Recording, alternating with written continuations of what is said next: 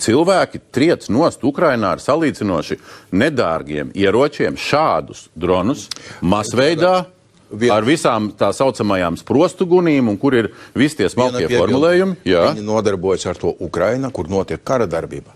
Mums tagad ir miera laika apstākļi Latvijā. Mums nav izvērstas vienības pa visu. Nav mums miera laika apstākļi. Mums ir hibrīd karš. Hibrīd karš nenosaka, ka mums ir izvērsti ieroči, vienības, un mēs triecam nost visu, kas ir mūsu gaisa telpā. Ukraiņos ir skaidri spēles noteikumi. Tur ir karš.